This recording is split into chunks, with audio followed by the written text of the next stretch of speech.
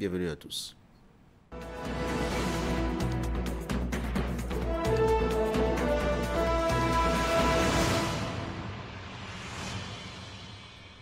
Voici donc la une des journaux avec Fraternité ce matin. Élection à la FBHB, la Fédération béninoise de handball.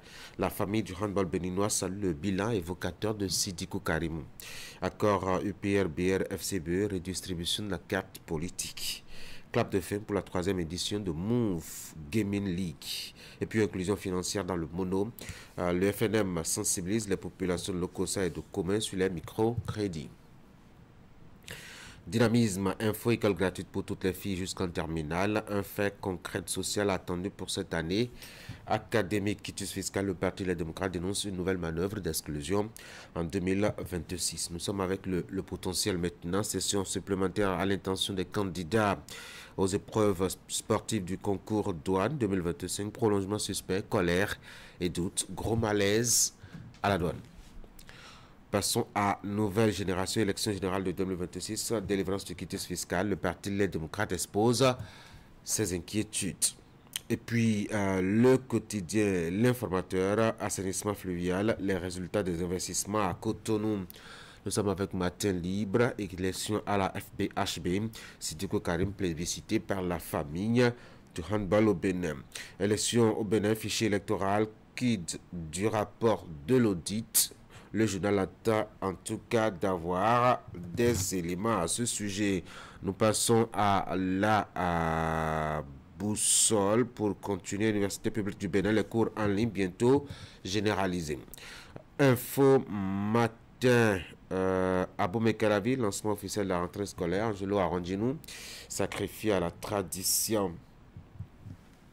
Le journal Le Grand Jury, reprise de l'année scolaire dans la 6e circonscription électorale. Aucun acteur politique élu dans la commune d'Abou Mekalavi au secours des parents et apprenants. Décryptage info, premier semestre de 2025, une hausse brutale et généralisée du prix du ciment. Au Bénin, l'indépendant pour continuer rentrée scolaire 2025-2026, des classes sûres et rénovées dans les collèges. Voici la cloche, programme d'assainissement pluvial de Cotonou, des investissements ciblés pour une gestion durable des eaux urbaines. Le routier, mesure sociale prolongée au Bénin, la gratuité du CIP et l'acte de naissance sécurisé étendu jusqu'au 19 septembre prochain. Nous sommes avec l'événement précis. Transport interurbain.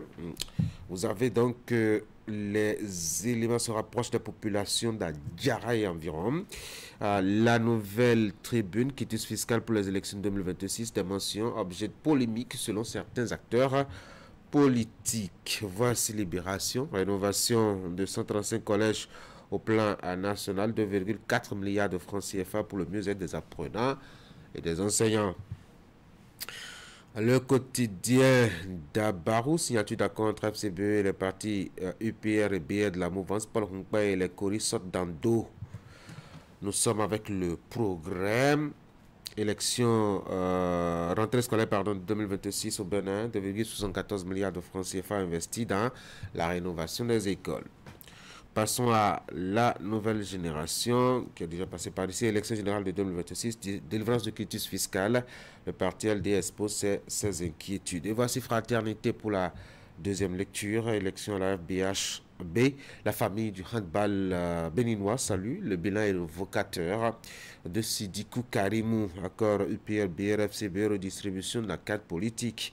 Club de fin pour la 3e édition de Move Gaming League. Et puis, inclusion financière dans le mono. Le FNM sensibilise la population de l'Okosa et de commun sur les microcrédits. Voilà donc ce qu'on peut retenir. La une des journaux ce matin à l'intérieur de Fraternité, toujours cette insécurité routière provoquée notamment par des transporteurs, des gros porteurs, je veux dire, les camions qui circulent sur nos axes en pleine journée avec des conteneurs en déséquilibre. Ils ont encore frappé et c'est notamment la page 3 de Fraternité que vous lisez cette actualité-là. Il y a eu une chute d'un conteneur sur l'axe à Kota à Kassato. Heureusement, il n'y a pas eu de victimes.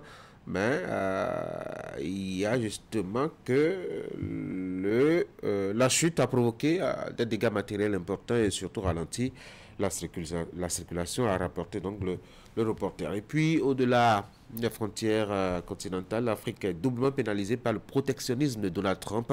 Alors, sur quel plan, etc., vous avez quelques éléments intéressants liés à la gouvernance Trump qui impacte sérieusement la vie des pays au sud du Sahara en Afrique. Vous avez par exemple l'expiration de la Goa qui provoque quand même une perturbation dans, je dois dire, la possibilité d'exportation de produits vers les États-Unis et bien d'autres choses qui pourraient vous intéresser, vous aider à analyser la tendance économique actuelle à partir donc des effets de la gouvernance Trump du monde.